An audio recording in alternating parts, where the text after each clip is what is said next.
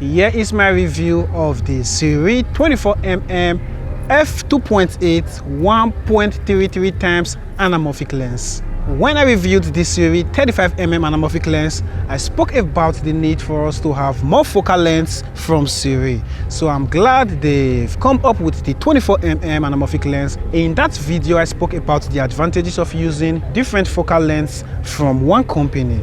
And one of the reasons I gave is that when you use different lenses from different companies in one project or in one set, you may experience different color cast, which is due to the different materials used by the different companies.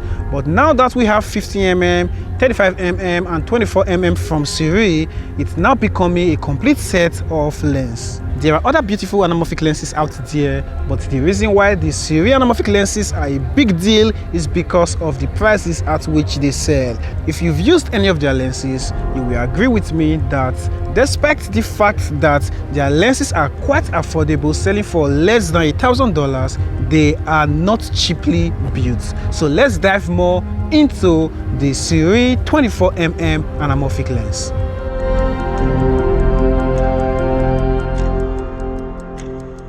In my review of the 35mm lens, I spoke on the essence of anamorphic lenses, having the horizontal blue flare over bokeh, which is very common in skiffy and thriller movies.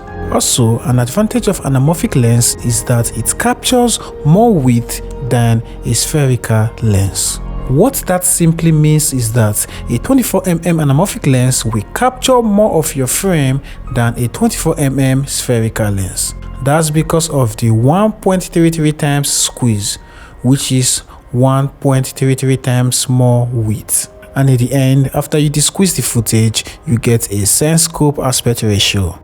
I guess we are all familiar with this aspect ratio, and it's my favorite.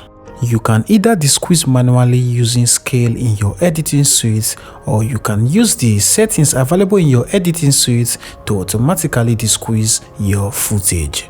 Here is Sirui's 24mm anamorphic lens compared to Sigma 18mm spherical lens. Both lenses are on APS-C camera. Look how the frame from a 24mm anamorphic lens matches the frame from an 18mm spherical lens. Despite this is an APS-C 24mm lens, what you will get is about 27mm full frame equivalent. For focal length, the 24mm is a great addition for me, especially when shooting landscape or architecture, or when shooting some establishment shots.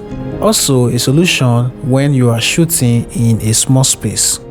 The Sirui 24mm lens is very sharp even at widest aperture, with minimal chromatic aberration that is only noticeable when you scale in.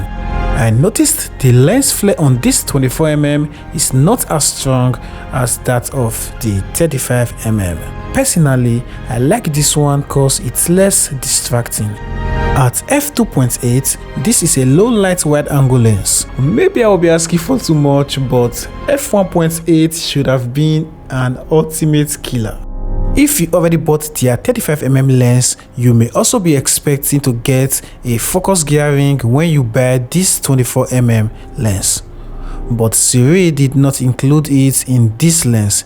I don't know why, but it's needed since it's a manual lens and a lot of its users may be treating it as a professional lens and are likely to use it with a follow focus. I didn't get the information about the size of the third-party follow focus gearing that will fit this lens. So I reached out to Sirui and they worked out this information for me. So I am putting it up for everyone to see.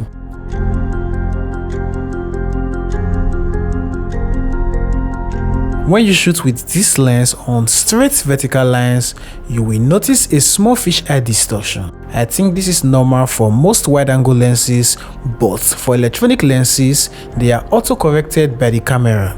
But for a manual lens like this one, you will have to correct it in post. In DaVinci Resolve, I do that by simply going to the Lens Correction tab and click on Analyze. That should fix it. The weight of the lens is about 800 grams, so it should be suitable for a lot of small gimbals. It's available in MFT mount, E-mount, X mount, EFM mount, and Z mount. Mine is E mount.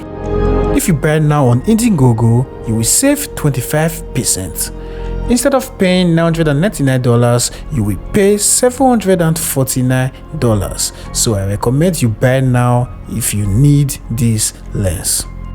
That's it about this video. Over here at BTS Gram, it's all about the process of filmmaking. So give this video a thumbs up if you find it useful, and also subscribe to our channel. Not forgetting to click the notification button.